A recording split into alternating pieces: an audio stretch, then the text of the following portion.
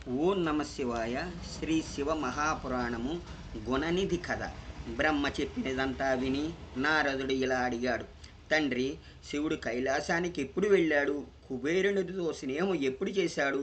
ఆ పరమాత్ముడి పూర్వావతారమైన మహేశ్వరుడు ఏ ఏ లీలలు గావించాడు? ఆ శివచరిత్రం మొత్తం వినిపించు నాకు.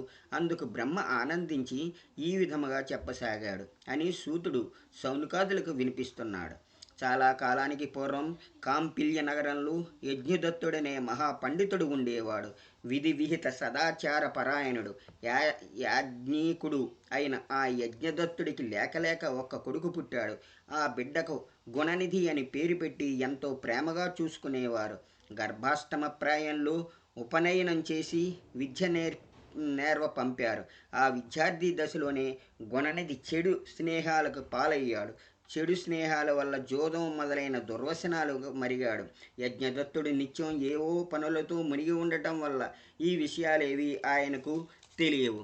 ఆయనకు తీరిక వేళలో ఎప్పుడైనా గుణనిధి గురించి భార్య అడిగితే ఆమె ఒక్క కొడుకు కదా అని మోహంలో పడి గుణనిధి వేదం అవి బాగా చదువుకుంటున్నాడని, ఇప్పుడే మిత్రులతో కలిసి చింతన చేయడానికి వెళ్ళాడని బొంకుతూ ఉండేది. యజ్ఞదత్తుడికి యజ్ఞదత్తుడి వైదిక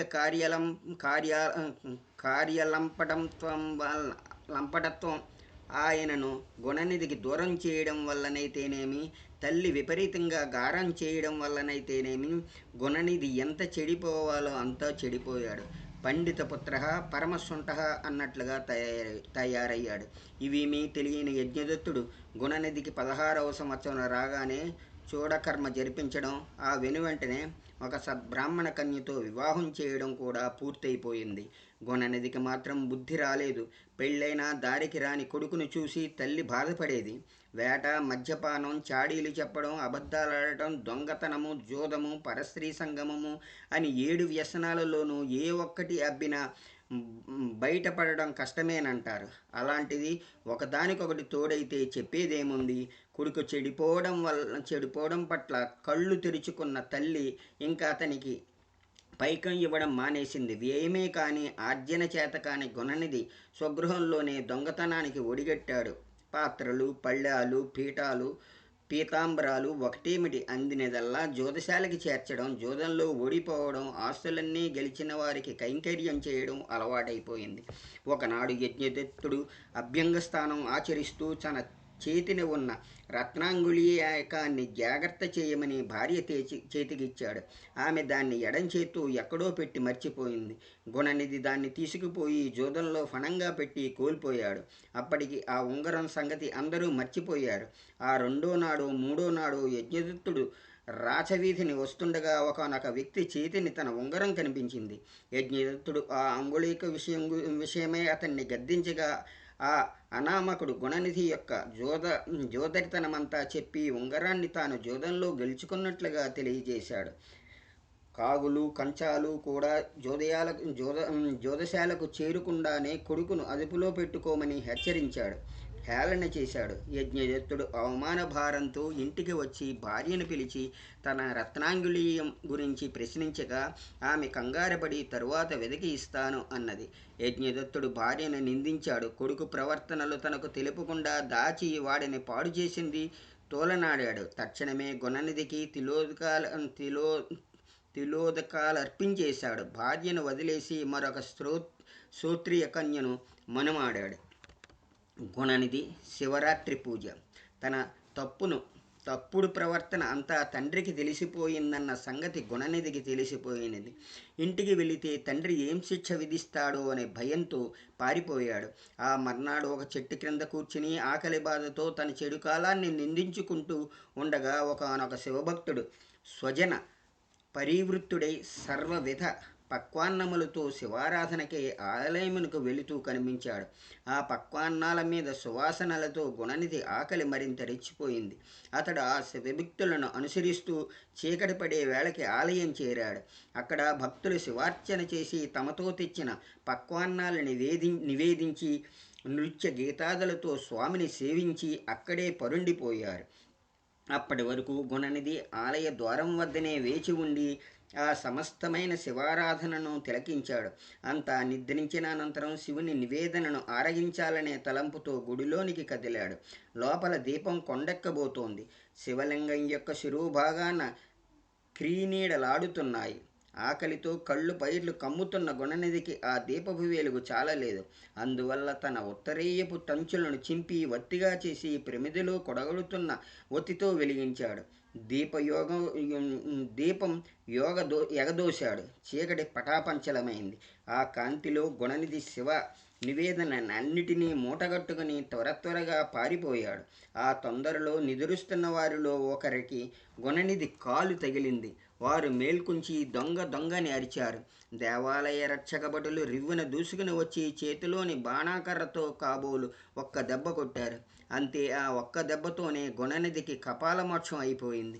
తక్షణమే యమదూతలు వచ్చి గుణనిధి యొక్క సూక్ష్మదేహాన్ని పాశాలలో బంధించి యమలోకానికి కొనిపోయారు.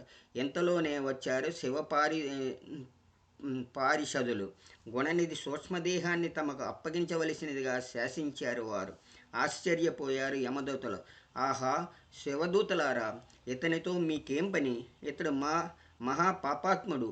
స్థాన సంధ్యలు కానీ శుచిశుభ్రతలు కానీ ఆచార వ్యవహారాలు కానీ ఏమీ లేనివాడు. తల్లిదండ్రులకు కష్టము కలిగించినవాడు. జోదరి, దొంగ, తొంటరే అయిన ఇటువంటి భక్తుడితో మీకేం పని, భ్రష్టుడితో మీకేం పని అని అడిగాడు. శివదూతలు నవ్వుతూ, ధర్మకింకరులారా, మీరు చెప్పినదంతా సత్యమే అయినప్పటికీ ఈరోజు బహుళ చతుర్దశి కాబట్టి ఇది శివునికి ఇష్టమైన మాహస శివరాత్రి పర్వదినం అయ్యింది. ఈనాడు తెలిసినా తెలియకు పగలు 4 జాములు ఉపవాసంతో గడిపాడు. సాయం వేళ శివభక్తులతో కలిసి శివాలయం చేరాడు. నక్షత్ర దర్శన వేళకు శివార్చన సందర్శనం చేశాడు. శివలింగపు అగ్రభాగమున పడే క్రీనీడ ఈతని ఉత్తరీపు టంచుతో చేసిన వత్తి యొక్క కాంతితో కొట్టుకుపోయింది. దాంతితోనే ఇతని పాపాలన్నీ కొట్టుకుపోయాయని చెప్పి గుణనిధి సూక్ష్మదేహమును తమతో తీసుకువెళ్ళిపోయారు. యమదూతలు శివదూతలు వెనుదిరిగారు గదా. అందువల్ల కిమపి నాస్తిగా యమపురి చేరి తమ ప్రభువైన సమవర్తికి జరిగింది విన్నవించారు. అప్పుడు సమనుడు తన కింకరులను చూసి, భటులారా, మీకొక సూక్ష్మ విషయం చెబుతాను వినండి. చితాభస్మాన్ని త్రిపుండ్రాలుగా ధరించిన వారిని, నిలువెల్లా భస్మోద్ధోళనం చేసుకున్న వారిని, కారణాంతరమున శివవేషం ధరించిన వారిని, రుద్రాక్షదారులని, జటాధారులని, చివరికి పొట్టకూటి కోసం ఈశ్వరుడి వేషం వేసేవారిని కానీ, అసలు ఏ విధంగానైనా సరే విభూత్రి రుద్రాక్షలు ధరించేవారిని మాత్రం ఎప్పుడూ కూడా ఇక మన యమలోకానికి తీసుకురాకండి సుమా అని హెచ్చరించాడు. గుణనిధి దమనుడుగా జన్మించడం. పూర్వోక్త విధాన యమదూతల నుండి గ్రహించిన గుణనిధి సూక్ష్మ శరీరాన్ని కైలాసం చేర్చారా శివదూతలు. కాలాంతరాన ఆ గుణనిధి కళింగ రాజ్యాన్ని పరిపాలించి అరిందముడు అనే రాజుకు దమనుడు అనే కుమారునిగా జన్మించాడు. పూర్వజన్మలో శివుని ముందు దీపం పెట్టిన పుణ్యానికి ఈ జన్మలో అతడు పురాస్మృతి కలిగి ఉన్నాడు. అరిందముడి అనంతరం దమనుడు రాజ్యయ్యాడు. పూర్వ సంస్కారం వల్ల దమనుడు మహాశివభక్తుడై ప్రతి మాస శివరాత్రి నాడు, మహాశివరాత్రి నాడు శివాలయాలన్నిటా దీపములు వెలిగింపజేస్తూ దీపారాధనలు చేస్తూ శివదీక్షాపరుడై ధర్మబద్ధుడై జీవించసాగాడు. తనే కాదు, తన రాజ్యంలో అందరి చేత శివారాధనలు దీపదానాలు చేయించాడు. అనంతరం శరీర ధర్మం రీత్యా కాలం చేశాడు. దమనుడు కుబేరునిగా పుట్టుట. తొలుతటి గుణనిధి తన ఉత్తరీయపు టంచుతో వత్తి చేసి శివుడి ముందు దీపం పెట్టిన పుణ్యానికి తదుపరి జన్మలో దమనుడనే రాజుగా జన్మించి అణిగిత శైవారాధనలతో దీపదానాలతో పుణ్యాత్ముడై ఆ మరుసటి జన్మములో సాక్షాత్తు బ్రహ్మదేవుని పౌత్రుడైన విశ్రవసువునకు కుమారుడుగా జన్మించాడు. విశ్రవసుడి కొడుకుగా పుట్టి వైశ్రవుడని పిలుస్తూ ఉండేవారు.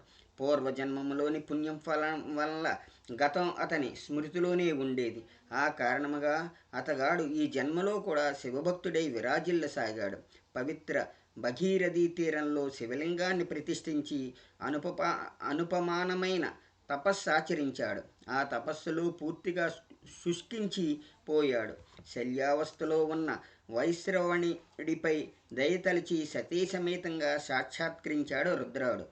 హస్తమస్తక సంస్మరణలతో వైశ్రవణికి పూర్వపరిణామ దేహుణ్ణి చేశారు. కళ్ళు తెరిచాడు వైశ్రవణుడు. అతనికి కంటికి ఆదిదేవుడనే అంటిపెట్టుకుని ఉన్న అమ్మవారు కనిపించారు. ఆమెను చూసి అసూయపడ్డాడు. అసూయగా చూశాడు. నేనెంత తపస్సు చేసి ఏం లాభం? నా స్వామికి సర్వస్పష్టమైపోయిన ఈ నెలత కన్నా అధికుడు గాను కదా. ఈమె తపస్సు ఎంత గొప్పదో కదా అనుకుంటూ ఆమె అదే పనిగా చూడసాగాడు ఆమెనదే పనిగా చూడసాగాడు.